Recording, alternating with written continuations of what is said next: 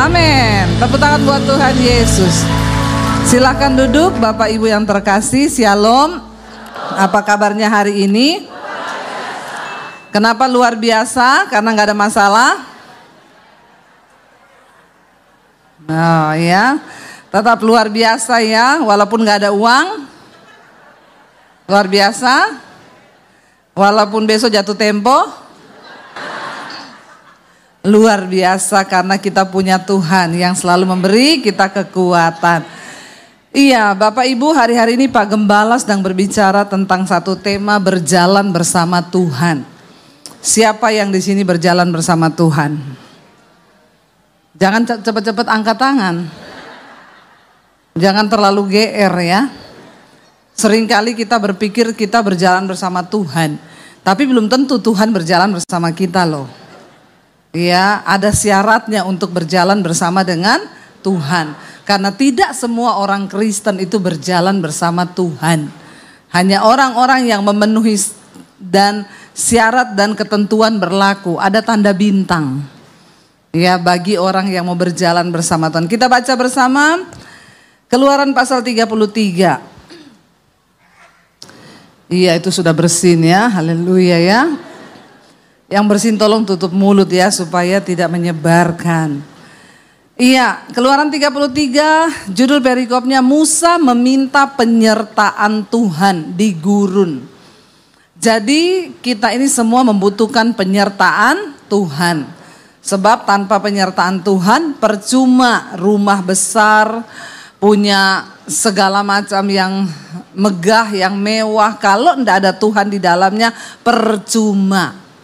Sebaliknya walaupun rumah kita pas-pasan, kecil, tapi ada Tuhan, ada sukacita, amin. Jadi pilih rumah besar atau kecil? Ada yang terjebak, kecil, besar, kecil, besar ya. Biar enggak ngantuk ya. Yuk baca pasal 33 Keluaran ayat yang pertama, 1, 2, 3. Berfirmanlah Tuhan kepada Musa. Pergilah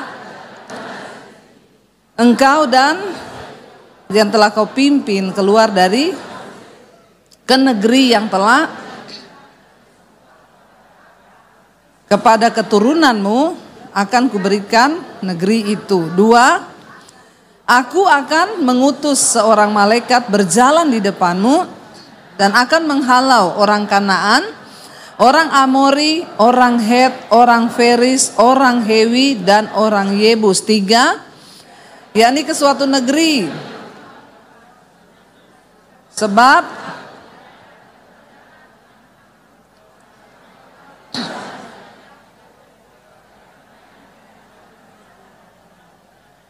amin. Saudara, jadi satu kali ketika Musa telah membawa bangsa itu keluar dari Mesir, di tengah padang gurun, Tuhan berfirman kepada Musa, pergi bawa bangsa ini menuju ke tempat, ke tanah perjanjian yang berlimpah susu dan madu. Tenang saja, aku akan mengutus malaikatku berjalan bersama-sama kalian di jalan. Dan malaikat itu yang akan berperang melawan orang Amori, orang Feris, orang Het, orang Yebus. Tenang, mereka semua akan dikalahkan oleh malaikat itu. Tapi aku tidak ikut berjalan bersama-sama kamu. Saudara, siapa di sini yang mau kalau Tuhan itu kirim malaikatnya berjalan bersama kita? Ya. Semua pergumulan hidupmu diselesaikan sama malaikat itu. Dia yang bertempur melawan semua.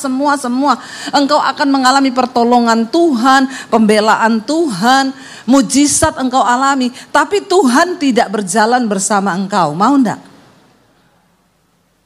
Mau atau tidak? Tapi ada mujizat loh. Ada pertolongan loh. Mau enggak? Yang enggak punya uang jadi ada uang, mau enggak? Yang benar. Ya, tapi enggak ada Tuhan, tapi ada uang, mau enggak? Pencitraan ini. Pasti pencitraan. Ya. Banyak orang Kristen mencari Tuhan karena mengharap pertolongan, mengharap mujizat. Ya ini Tuhan bilang, aku kasih malaikatku. Dia akan menyertaimu bersama-sama dengan engkau, tapi aku tidak ikut. Kira-kira kalau saudara yang ditanya begitu, jujur saja, tidak usah pura-pura. Ya, mujizat terjadi, kau tidak punya uang jadi punya uang. Bahkan kau sakit sembuh karena ada malaikat yang menyatakan mujizatnya atas perintah Tuhan loh. Tapi Tuhan bilang, aku tidak mau bersama-sama dengan kau. Kenapa Tuhan harus melakukan hal itu, saudara? Karena dia sudah terlanjur berjanji kepada Abraham, Ishak dan Yakub akan membawa bangsa ini keluar dari Mesir menuju ke tanah yang akan dia berikan kepada Abraham menjadi tanah pusaka dari Israel. Dia sudah terlanjur berjanji dan Tuhan tidak bisa menarik janjinya. Jadi dia bilang, gak apa-apa, kamu jalan aja, mujizatku menyertai, kemenangan menyertai. Tapi aku tidak ikut. Dan persoalannya kenapa Tuhan tidak ikut? Ayat ini berkata, sebab engkau ini bangsa yang apa? Tegar tengkuk. Tahu nggak tegar tengkuk itu? Keras kepala, kepala batu. Tidak mau bertobat, tidak mau ditegur, tidak mau dikasih masukan, tidak mau dinasehati. Ada ndak orang begitu di sini? Wih. Nah, sekarang ketahuan toh bahwa Tuhan tidak berjalan bersama kau. Tadi saat semua angkat tangan, Tuhan berjalan bersama kau, angkat tangan. Ya, tapi kalau saudara jadi orang tidak mau bertobat, keras kepala, kepala batu, tidak bisa dinasehati, tidak mau berubah, sombong, angkuh, hidup lagi. Nah itu dia orangnya. Yang Tuhan tidak mau berjalan. Tapi Tuhan sudah terlanjur berjanji kepada Abraham, Ishak dan Yakub bahwa keturunannya akan mendiami satu negeri yang sudah Tuhan janjikan. Jadi sekalipun mereka ini tidak mau bertobat, keras kepala, kepala batu, Tuhan bilang gak apa-apa, masuki aja. Bahkan malaikatku akan menyertai kamu. Jadi jangan senang kalau hidupmu itu aman-aman saja. Kalau keuanganmu baik-baik saja. Kalau kau merasa ada mujizat, belum tentu itu Tuhan ada bersama dengan engkau. Apa tolak ukur tanda yang menjadi materai bahwa Tuhan bersama dengan kita? Waktu kita hidup di dalam pertobatan. Waktu kita ini punya hati yang mudah berubah. Kalau ada kepahitan, benci sama orang, firman Tuhan suruh mengampuni, mau enggak mengampuni? Amin. Tidak ada lagi yang punya kepahitan di sini? Ayo ngaku. Ya, nggak ada lagi yang punya kekecewaan sama orang? Ya, yang kalau dia itu. Nah, ini tanda kau masih punya kepahitan itu. Tuhan tidak mungkin berjalan bersama kau. Ya, karena apa yang Alkitab suruh kita harus nurut.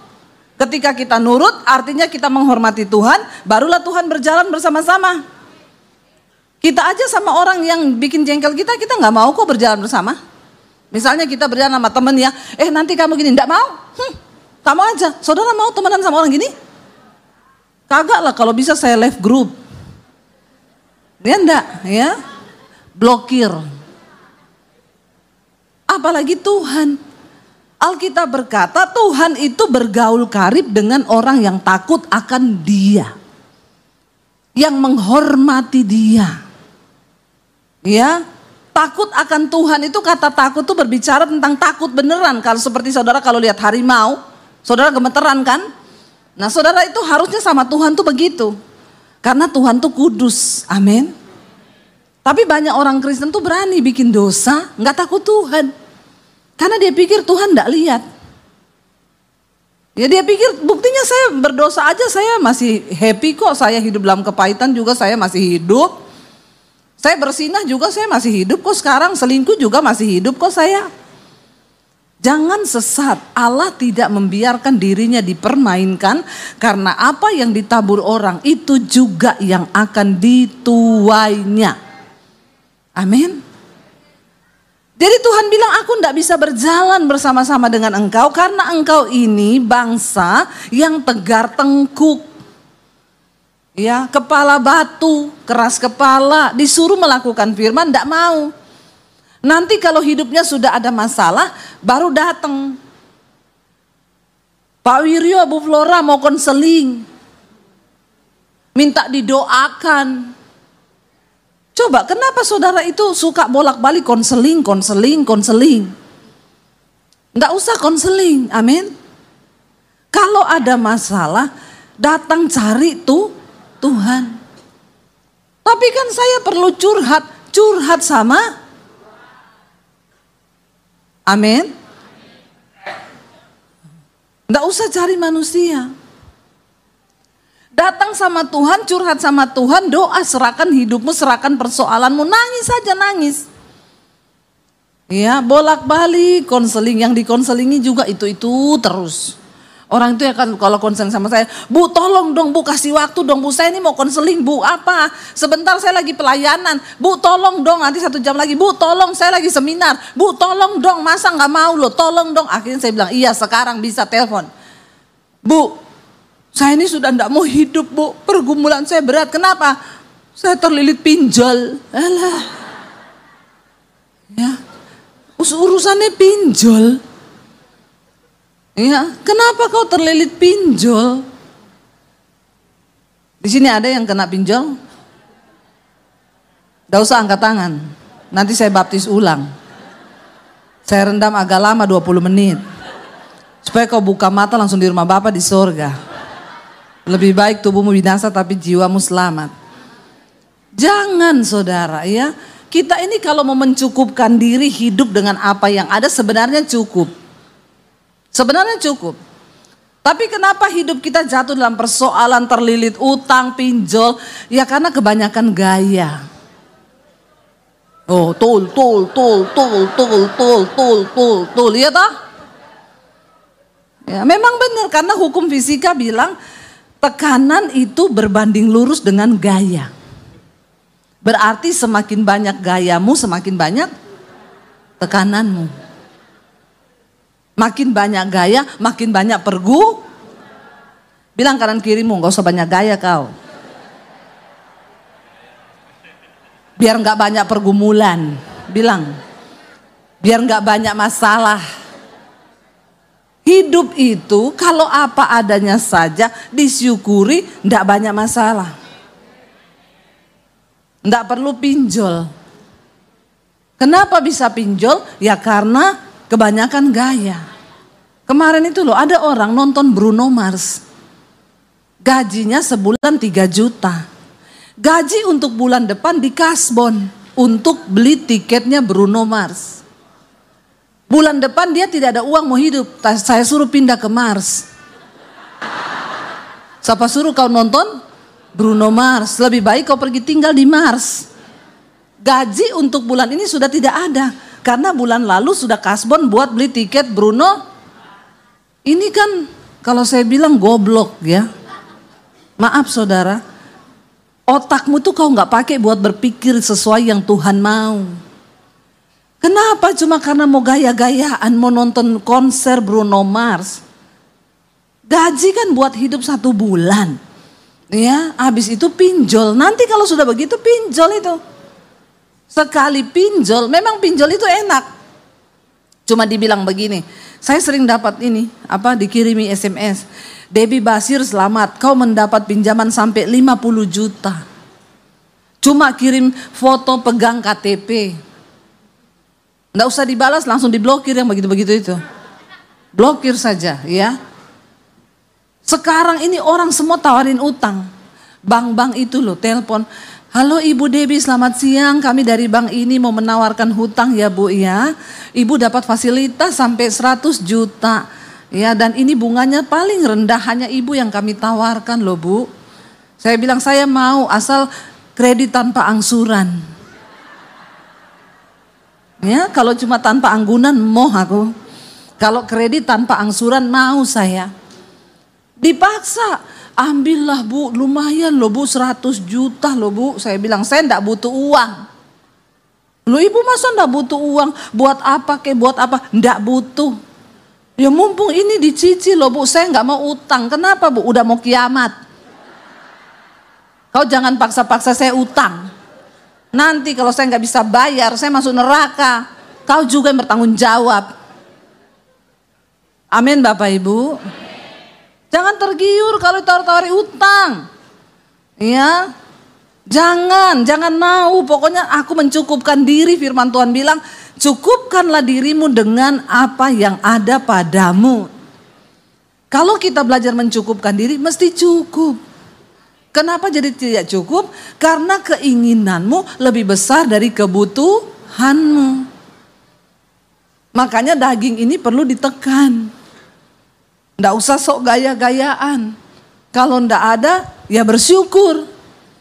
Kalau ada, ya nata kehidupan. Ya kalau nggak ada, nggak usah. Saya dulu waktu masih miskin, saya pernah miskin loh. Bener loh. Ya. Dulu kita naik motor, punya motor 1, anak 3. Kalau pelayanan mau bawa anak-anak titip di mertua, naik motor bonceng 5. Bener, saya cerita bener.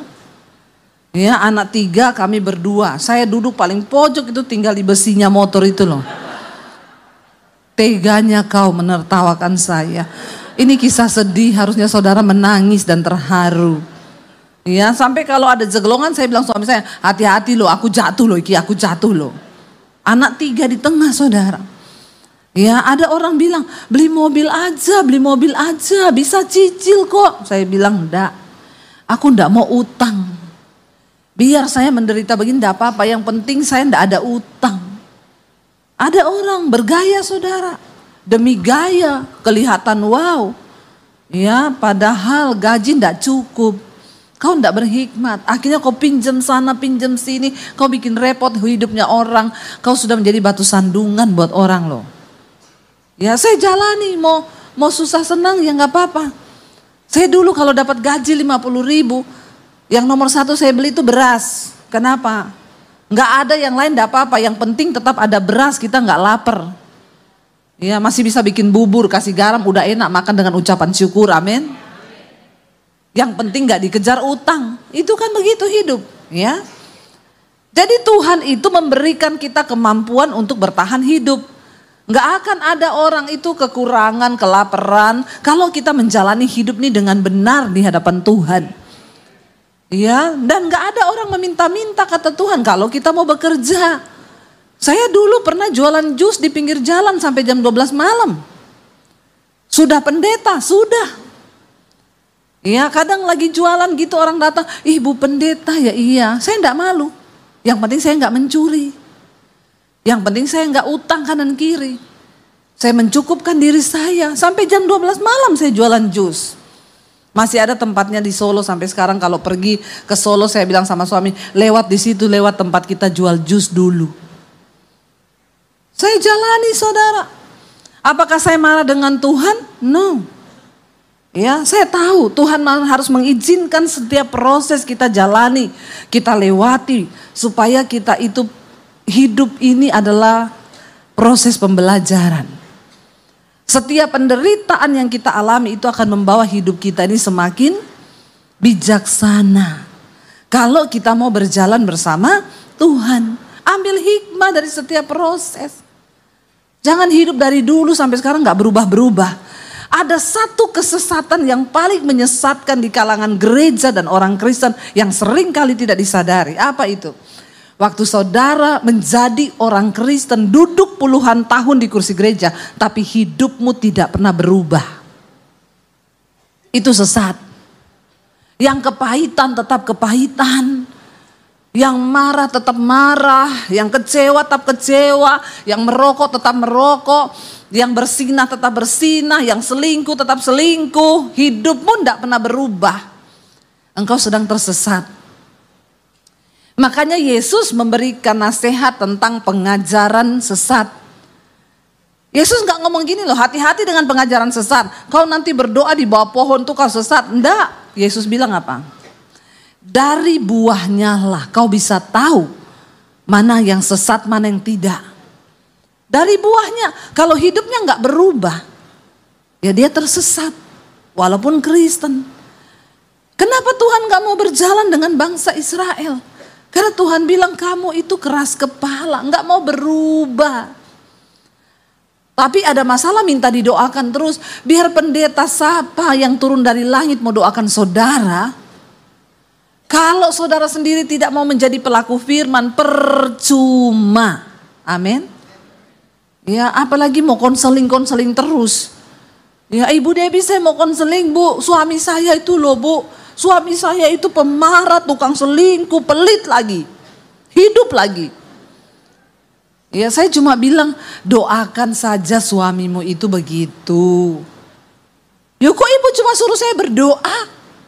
Lalu saya mau suruh cerai. Alkitab bilang doakan. Masih bantah lagi saudara. Ibu sih enggak tahu suami saya. Aku enggak mau tahu suamimu. Karena itu suamimu, bukan suamiku. Ya.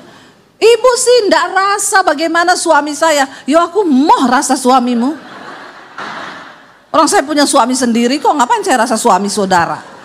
Ya, enak aja. Nanti nih, itu tapi ibu nggak tahu dia itu beginilah. Dulu siapa yang suruh kau nikah sama dia? Itu sudah nasibmu yang harus kau bayar. Nanti saya tanya, ibu sudah baca Alkitab belum? Sudah. Sudah pernah dapat nasihat tentang suami yang belum bertobat? Oh emang ada. Nah ini. Ada Bu, nasihat di Alkitab tentang suami yang belum bertobat. Apa itu? Nanti saya bacakan. Hai istri-istri, jika engkau bersuamikan seorang yang belum bertobat, maka menangkanlah suamimu tanpa perkataan, hanya dengan perbuatan, agar suamimu melihat bagaimana saleh dan murninya istrinya itu, sehingga dia bisa percaya kepada Tuhan Yesus. Nanti saya bacakan begitu itu. Oh ada tuh di Alkitab. Lah berapa puluh tahun kau jadi Kristen, kenapa kau tidak tahu itu ayat? Kenapa hidup kita ini menderita? Cuma satu, karena saudara itu nggak sungguh-sungguh mau membaca firman Tuhan dan melakukannya. Semua persoalan di hidup kita itu ada di Alkitab. Jadi tidak usah cari-cari Bu Flora, tidak usah cari-cari Pak Wiryo mau konseling. Orang yang konseling itu orang yang malas baca. Amin. Bilang kanan kirimu, bertobat. Gak usah konseling-konseling terus. Minta didoakan terus. Ya kenapa kau konseling terus? Karena kau tidak mau baca Alkitab. Ada semua loh jawabannya di Alkitab itu ada. Masalah apapun, keuangan ada. Hutang piutang ada. Orang miskin ada karena kau malas gak mau kerja. Orang yang gak mau kerja janganlah ia makan. Ada di Alkitab. Tapi nanti jemaat kalau dikasih ayat itu kepahitan. Masa ada pendeta kasih saya ayat ndak kerja ndak makan. Lah kalau kau menentang firman Tuhan, itu artinya engkau menentang Tuhan. Karena barang siapa yang tidak menjadi pelaku firman, engkau itu seperti orang yang mengamat-amati mukanya depan cermin, lalu dia lupa mukanya, lalu dia pergi. Orang seperti itu menipu dirinya sendiri.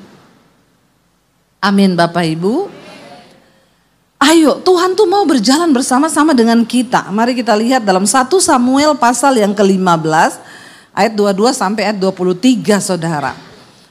1 Samuel pasal 15 ayat 22 sampai ayat 23. Tuhan itu suka dengan ketaatan kita. Baca bersama dengan suara yang keras. Tetapi jawab Samuel, apakah Tuhan itu berkenan kepada korban bakaran dan korban sembelihan sama seperti mendengar suara Tuhan? Sesungguhnya mendengarkan lebih baik daripada korban sembelihan.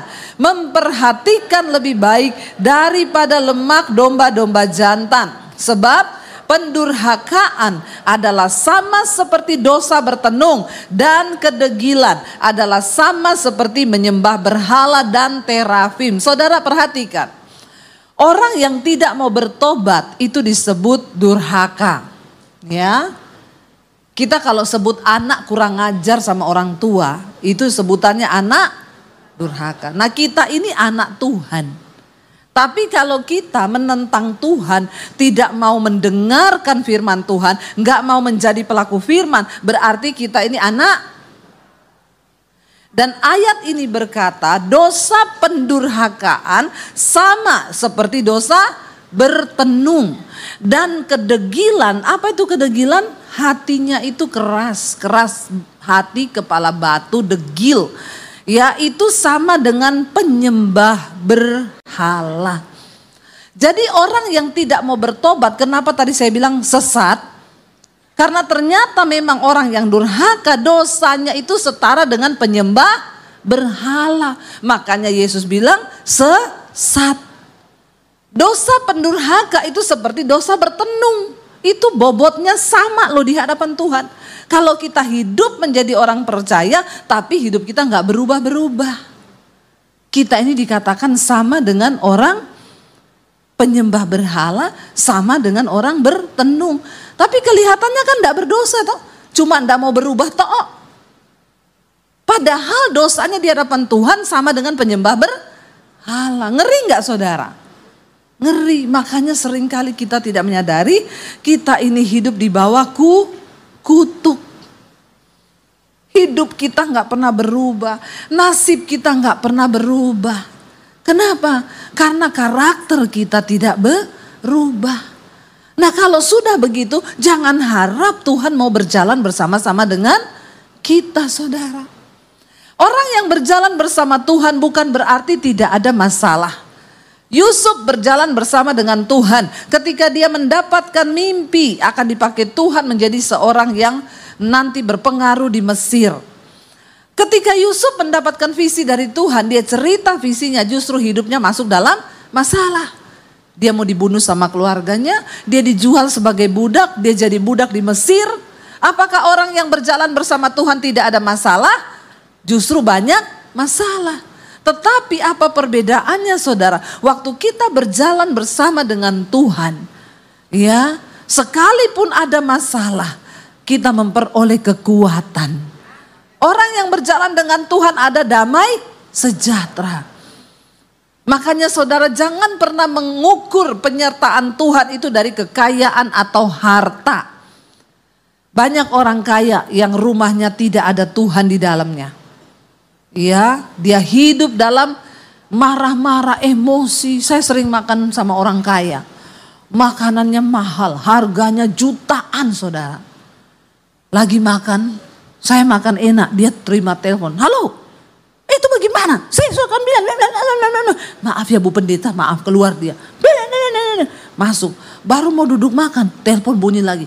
Kan saya sudah bilang, maaf ya Bu, keluar. Saya bilang begini, memang benar Alkitab berkata, orang fasik bekerja untuk orang benar. Orang kalau nggak mau bertobat, masuk orang fasik. Dia bekerja mengumpulkan kekayaan untuk dinikmati orang benar. Dia yang bayari makanan saya jutaan, saya makan enak, dia nggak bisa makan enak. Lo benar nggak? Hah?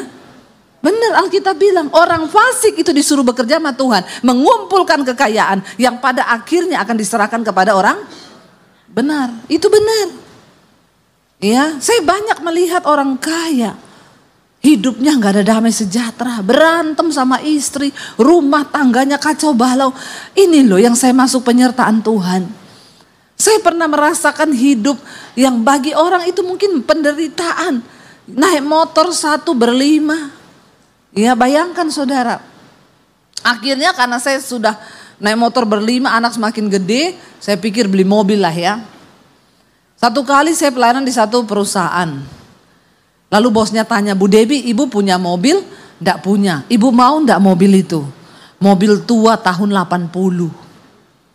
Ya saya bilang, oh mau Pak kalau dikasih. Iya, suami bisa nyetir nggak bisa? Suruh datang ambil aja. Suami saya datang ambil, saya bilang, "Say, kita dikasih mobil, cepat ke sini ambil." Mobil tua memang, 80 tahun 80. Suami saya bawa pulang. Sudah bawa pulang, kita menikmati mobil tua ini. Besoknya ditelepon sama sekretarisnya, "Ibu, mobil itu ibu mau bayar cicil atau cash?" Jangan tertawa saudara, ini menyakitkan. Saya bilang, "Oh itu dijual tuh." "Iya Bu, jadi mobil itu kemarin itu ditarik. Ada nasabah beli tapi dia nggak bisa bayar, macet kreditnya. Mobil tua. Jadi berapa mbak? Kalau ibu bayar cash 7 juta. Ini 20 tahun lalu ini. Waktu saya masih di Solo, anak saya masih kecil. Kalau ibu mau bayar cash 7 juta, tapi kalau ibu mau cicil jadi 14 juta. Tolong saudara, kalau kau sudah kaya, jangan kau pelit ya. Apalagi sama mbak Tuhan. Saya sih merasa terperdaya sih waktu itu. Tapi karena saya juga sudah malu mau balikin, akhirnya saya bilang, ya wes gini aja lah, saya cicil, saya enggak ada duit 7 juta untuk bayar. Saya cicil ya berapa bu? Sebulan 500.000, ya udah jadi 14 juta. Udah kami beli mobil itu. Karena mobil tua, ya itulah mobilnya itu jadi mobil namanya dalam nama Yesus. Kenapa? Karena tiap kali mau naik tanjakan, suami saya menoleh ke belakang, Dek, anak-anak berdoa ya dalam nama Yesus, dalam nama Yesus, biar ndak mogok. Tiap kali mau naik tanjakan berdoa deh kita semua dalam nama Yesus. Beneran mogok.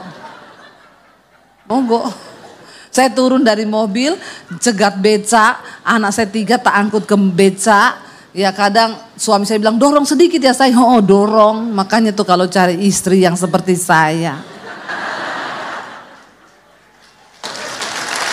Nggak usah tepuk tangan, menyakitkan. Bisa dorong mobil, pasang gas bisa, ganti galon bisa, kesetrum nggak mati. Saya. Ya, iya saudara, anak-anak pindah ke beca. Pernah kita mau ke mall, parkir di bawah habis, yang ada tinggal lantai 2. Suami saya bilang, waduh naiknya tinggi say, tapi kita nggak bisa, memang harus di situ. Doa ya dalam nama Yesus. Suami ancang-ancang gas, wong. Kita semua dalam nama Yesus, darah Yesus digas saudara. Sampai di tengah, tok. Saya teriak, apa itu saya? Ya ampun Tuhan. Knalpot jatuh. Nggak mogok sih, tapi knalpot jatuh. Saya turun, kan takut ada mobil dari bawah. Saya turun, saya bilang, Say cepat kamu naik aja, knalpotnya tak angkat. Istri idaman. Angkat knalpot, nggak usah tepuk tangan. Ya, saya angkat knalpot, panas ternyata. Saudara ya, itu memang suka duka kami tuh. Ya itu karena mobil hasil tarikan, jangan beli yang barang-barang hasil tarikan, itu ada kutu gitu. Ya akhirnya suami saya bilang, ya sudahlah gini saya, dibawalah ke bengkel. Pak ini tolong perbaiki, tiap minggu masuk bengkel. Tukang bengkelnya gini bilang, Pak ini mobil sudah tua banget Pak, ini Bapak kayak ngopeni janda tua. Maaf ibu-ibu janda tua, nanti hari ini batuk, minggu depan sakit lutut, besok encok, ya memang begitu. Perlu turun mesin. Jadi dia bilang bagaimana kalau kita turun mesin saja di mobil Pak, ganti semua baru. Oke kata suami saya, habis berapa? 6 juta, aduh hampir kayak harganya. Tapi ya gimana, kita cuma bisanya itu. Dan bengkelnya anak Tuhan, ndak apa-apa buat Ibu Debbie dicicil. Ya, bayangkan dicicil saudara, akhirnya ganti semuanya plus dicat baru. Tadinya warna merah diganti abu-abu. Wih, agak bagus saudara. Kita pelayanan ke Surabaya, naik mobil teman saya. Mobil kita disuruh parkir di pabriknya. Berangkatlah kita ke Surabaya, itu mobil kan di Solo. Sampai di Surabaya ditelepon, ini mobil sedan, ini mobilnya siapa ya, kenapa? Banjir. Kuncinya di bawah suami saya. Ini kuncinya enggak ditinggal tuh, enggak. Lah, terus mobilnya sudah tidak kelihatan. Saya bilang sama suami saya pulang, mobil itu jual aja, buang, ada kutuk di situ. Karena itu mobil tarikan yang orang nggak bisa bayar, terus kita beli. Itu dikutuk sama pemiliknya. Ya jadi saudara, ya saya pernah mengalami itu semua loh. Ya, jangan pernah melihat kita yang hari ini, karena semua orang itu pasti punya cerita. Tapi di saat itu apakah saya nggak bersyukur? Saya bersyukur. Mau pelayanan teman saya telepon, kita kan nanti KKR-nya di sini jauh ya. Aku tak nebeng di mobilmu ya, soalnya saya naik motor, ini kan udah mendung. Oh iya datang aja. Datanglah dia, motornya parkir di rumah saya. Naik mobil, hujan deras, kebanjiran di mobil, hujan bocor. Dia susah tempel-tempelin tisu, dia bilang kalau tahu tadi saya naik motor saja daripada begini, ini naik mobil tapi bocor sana bocor sini. Saudara, tapi ya kami menikmati dengan ucapan syukur. Memang kita harus melewati itu. Berjalan bersama Tuhan bukan berarti gak ada masalah, tapi ada damai sejahtera. Ya, ketimbang orang lain yang kelihatannya wow, tapi dalam hidupnya gak ada damai sejahtera, buat apa? Ya, ketika orang-orang hebat di Alkitab berjalan bersama Tuhan, mereka melewati semua kesusahan. Tapi apa yang pada akhirnya membuat mereka bersuka cita? Karena mereka taat mendengar suara Tuhan. Makanya Alkitab berkata, berbahagialah kalau kamu menderita karena kebenaran. Karena roh kemuliaan itu ada padamu. Kita menderita karena kebenaran, bersyukur. Jangan sampai kita menderita karena kebodohan kita sendiri, karena dosa kita. Tapi kalau kita menderita karena kehendak Tuhan, mengucap syukurlah. Itu berarti roh Allah, roh kemuliaan ada di dalam hidup kita. Amin. Waktu kita mengucap syukur bersama Tuhan, berjalan bersama Tuhan, Tuhan itu pasti menyatakan kemuliaannya. Kita lihat yang terakhir, Musa berkata apa kepada Tuhan? Kembali ke Keluaran 33 ayat yang ke-12, saudara. Akhirnya Musa berkata begini kepada Tuhan. Baca bersama ayat yang ke-12. Lalu berkatalah Musa kepada Tuhan, memang engkau berfirman kepadaku, suruhlah bangsa ini berangkat. Tetapi engkau tidak memberitahukan kepadaku siapa yang akan kau utus bersama-sama dengan aku. Namun demikian engkau berfirman, aku mengenal namamu dan juga engkau mendapat kasih karunia di hadapanku. 13, maka sekarang jika aku kiranya mendapat kasih karunia di hadapanmu, beritahukanlah kiranya jalanmu kepadaku sehingga aku mengenal engkau, supaya aku tetap mendapat kasih karunia di hadapanmu. Ingatlah bahwa bangsa ini umatmu. Ayat 14. Lalu ia berfirman, aku sendiri hendak membimbing engkau dan memberikan ketenteraman kepadamu. 15. Berkatalah Musa kepadanya, jika engkau sendiri tidak membimbing kami, janganlah suruh kami berangkat dari sini. 16. Dari manakah gerangan akan diketahui bahwa aku mendapat kasih karunia di hadapanmu? Bukankah karena engkau berjalan bersama-sama dengan kami, sehingga apa? Aku dan umatmu ini dibedakan dari segala bangsa yang ada di muka bumi. Waktu Tuhan berjalan bersama dengan kita, Alkitab berkata, kita ini berbeda dengan orang yang ada di luar Tuhan. Waktu Tuhan berjalan bersama kita, ada damai sejahtera di hidup kita. Saat ini orang dunia sedang ketakutan. Semua tidak mengerti nanti ke depan apa yang akan mau terjadi. Ya, Yesus berkata orang-orang dunia di akhir zaman akan mati ketakutan berhubung dengan berita-berita yang akan didengar. Ya, hari ini banyak orang ketakutan, lempeng bumi mau bergerak.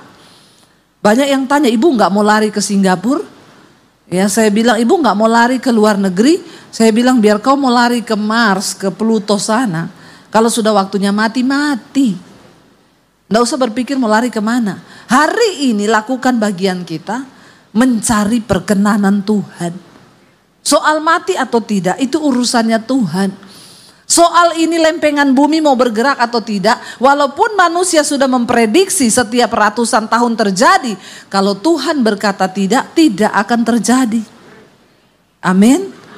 Bagian kita, ayo taat pada Tuhan. Sebab dia lebih suka hati yang mendengar daripada sekedar mempersembahkan korban. Ketaatan kita itu yang Tuhan suka. Hari ini saudara, jangan pernah engkau hidup berjalan sendiri. Libatkan Tuhan dalam hidup kita. Amin. Biar kita mau bangkit berdiri bersama, kita mau katakan di hadapan Tuhan, bila engkau tak besertaku Tuhan, aku tidak mau berjalan. Mari tutup mata dalam hadirat Tuhan saudara. Bilang pada Tuhan, Kami perlu Engkau. Kami tidak bisa berjalan di hidup ini tanpa Tuhan. Kami perlu Tuhan dalam hidup kami. Kami perlu Engkau lebih dari pertolongan-Mu Tuhan. Kami butuh pribadi-Mu hari ini. Pegang tangan kami. Kami mau bertobat hari ini Tuhan. Kami tidak ingin menjadi orang yang keras kepala, yang tegar tengkuk sehingga Tuhan tidak dapat berjalan bersama kami. Kami mau bertobat Tuhan. Kami tanggalkan setiap dosa-dosa kami. Kepahitan, kemarahan, kekhawatiran. Kami tanggalkan setiap kenajisan, persinahan, perselingkuhan, rokok, judi, minuman keras, apapun yang tidak berkenan di mata Tuhan. Kami mau buang itu semua jauh-jauh. Biar kami menata hidup semakin bijaksana lewat firman Tuhan yang kami lakukan di hidup kami. Firman-Mu itu petunjuk bagi jalan-jalan hidup kami Tuhan. Kami akan berbahagia ketika melakukan firman Tuhan. Karena Engkau yang sudah berjanji. Dan Engkau tidak pernah menarik kembali setiap firman yang Engkau ucapkan. Bawa kami Tuhan untuk sungguh-sungguh bertobat. Supaya anak cucu kami juga boleh berbahagia. Karena iman kami di hadapan Tuhan. Kami perlu kasih karunia Tuhan. Ada begitu banyak persoalan yang mungkin kami hadapi hari ini. Tapi ketika Tuhan beserta dengan kami, Engkau pegang tangan kami, ada damai sejahtera di hidup kami Tuhan. Ada kekuatan yang melimpah dari Tuhan di hidup kami. Terima kasih Bapa. Karena itu kami naikkan doa ini di hadapan Tuhan.